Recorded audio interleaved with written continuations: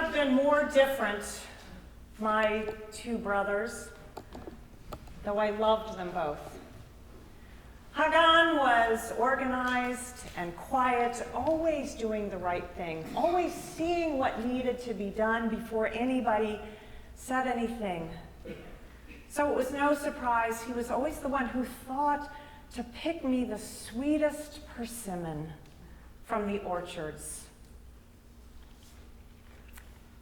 In contrast, Achim was full of joy and energy and distracted at the least thing. Oh, he would think to pick me a persimmon too. But then on his way back, he would cross a stream and he would get very distracted by seeing a tawny pipit. And then before he knew it, he had eaten the persimmon himself. But when he saw me, he would make a poem about the persimmon as if the poem were as sweet as the fruit. And it was. And then they grew into young men. Hagan was taking on more and more of the responsibility of tending the orchards, taking care of the sheep. He was showered with my father's pride. At the same time, I could see in my father's gaze, the way he looked at Achim, even after he left a room, that something was worrying him. I was too young to see it, but in retrospect, it was as clear as a mountain stream. Achim was always talking about the something more in Jerusalem, or the something different in Galilee, or the something amazing in Persia. My father was not surprised when Achim refused a wife and instead asked for his share of the inheritance. Honestly, I just don't know how my father found the generosity to offer it. Why would you give to a son bound to leave you everything so that there is nothing owed to call him back? That's how I felt, like poetry was about to be torn from my life. I pleaded with Achim, trying to tell him that all the beauty in the whole world was here in our own hills, in our own vines. I tried to tell him how the grapes ripening on the vines were like precious jewels, the face of the sheep like love itself, the stars above our home like God's blessings meant for us. But it would not be. It would not be. I could see he wanted to go. And I pleaded with my father as well, don't give him everything, don't give him everything. Make there be something that calls him back. But my father said to me, a man's love cannot be bound or coerced. What will be, will be. And so it was that my father sold 200 head of sheep and took a mortgage on 5 years of grape harvests so that money could be raised for Achim to have his half of the inheritance, and then for him to walk away so far that even I, way up in my perch in the olive tree, could see him over the horizon no more.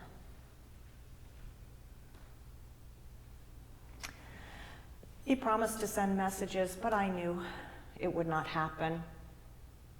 I was anxious for news for him, so every single time we hosted travelers from the East, I would ask about him, describing the color of his skin like cedar, or his eyes brown with yellow flecks, or the scar on his arm from when he once tussled with a fox. But we heard very little. Every now and then, I would see this spark of recognition in someone's eyes, They would say nothing to me, though later, under an olive tree, I would see them speaking seriously with Hagan. Hagan would share none of that with me, brushing me aside, saying to me, "What do you want from me? He is our brother no longer." But rumor found its way, as it always does, through the servants and hired hands. Not good news. Achim was living profligately, spending his money on fancy robes, expensive rooms, entertaining his friends with gambling and prostitutes and wine. I just prayed that there was some poetry in his life too. And then it got worse. We heard news of a drought in the east. People were immigrating west. This meant there were more people to ask about Achim. And eventually, someone was found who had seen him. They knew that he was alive and that he was feeding pigs as a hired hand on a poor farmer's land. Pigs. Hagan did not want to talk about any of that. If I broached the subject, he would just cut me off. But truly, he was still the kindest brother to me. As I reached my age of marriage, he took my side against my father regarding several suitors who were simply not kind. And in one case, I know it was a bitter standoff between the two of them, between my father and Hagan, for several days. I overheard my father once saying, "Hagan, we can't have her here forever. Pretty soon people are going to think there's something wrong with her."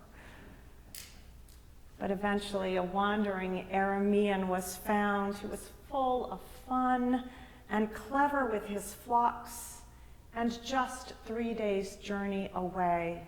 So I was happy to be betrothed. It was before I was married. Oh, I remember it well. A servant came to my father with word that Achim himself was on his way, walking west, not far beyond the border of our pasture lands. And my father could not contain himself. He called out to the servants, "Go grab a robe, get a ring, kill the fatted calf, make a feast." This he called even as he was running out to meet him, and I following, running out to embrace Achim, running to welcome him back. Oh, Achim looked beaten down and terrible, but we were so full of joy to see him again. Hagan. He barely spoke to Achim. He would not sit down at the table when the bread was broken.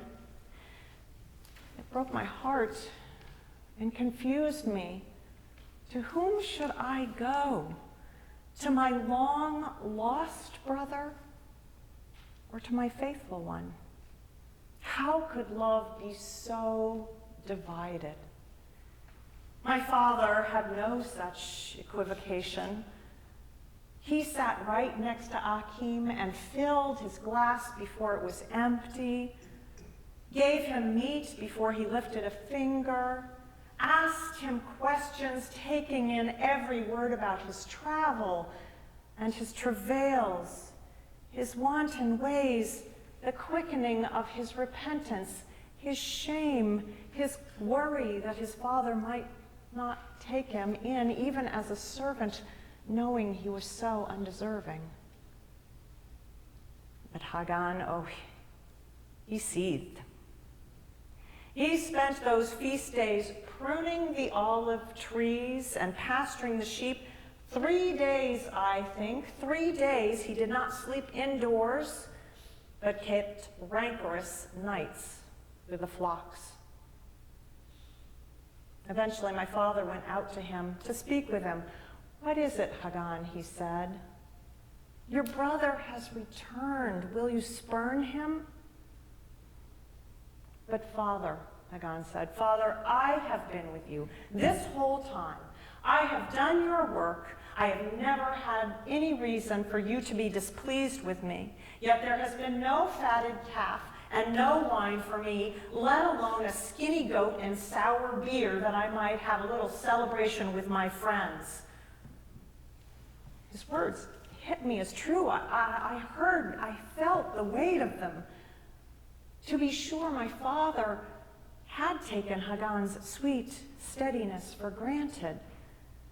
But my father's next words were also true. He said, Hagan, you have always been with me. The joys of our daily life are yours. The riches of our land are yours. This family, this clan, its love and respect are yours. Will you begrudge me a celebration for one that I feared was lost and has been returned to me? Will you choose resentment over mercy? Hagan said, food and forgiveness I will not begrudge you or him, Father, but 3 days of feasting, a celebration? Was this worth that? I'll say no more. And he didn't. For years. By that time, I was 3 days off with my own family, some distance from the heartache that Achim and Hagan could not be at ease with one another. Hagan, of course, received the whole property as his inheritance, and while my father lived, Achim was allowed to stay. For some time, he was a more serious soul than he had been, and I'll grant that he learned how to work the land in his humility and shame, but the poetry was missed. My father helped Achim to make a good marriage and to take his part of taking care of his family's small orchard. His new family loved and indulged him, and more light returned to him over time. He began to tell stories again and sing songs and make clever poetry. But he was never as clever or steady as Hagan in the fields. It's lucky that others were always happy to help him out. As for Hagan, well, the persimmons from his harvest were bitter for many years. Not long before my father's death, when he was weak and had to be helped to fasten a belt around his waist and to eat his meat, I had come home for a while to care for him. One day, the 3 of us sat with my father as he dozed off in his bed. In quiet voices, as we sat there, we began to talk and to tell stories. You were always his favorite, Hagan said to Achim. He always lit up when you did silly things, swinging from tree to tree or making up silly rhymes and songs. Even to his old age, he loved to hear the fantastic stories you told of your time in Persia, as if there were no heartache and no betrayal.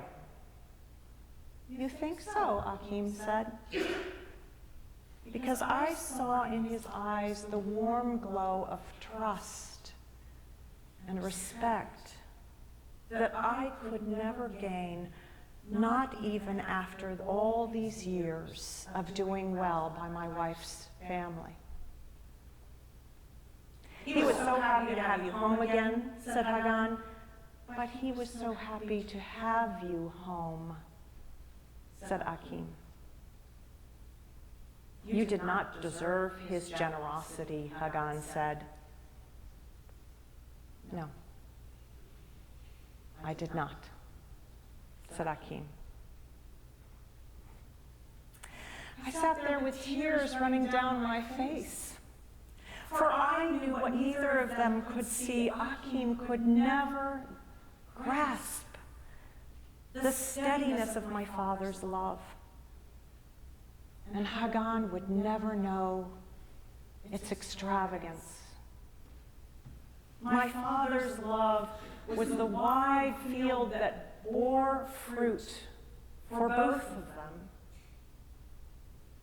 Now, it is mine alone to tend. But in our old age, perhaps we learn to taste the sweet fruit from each other's orchards.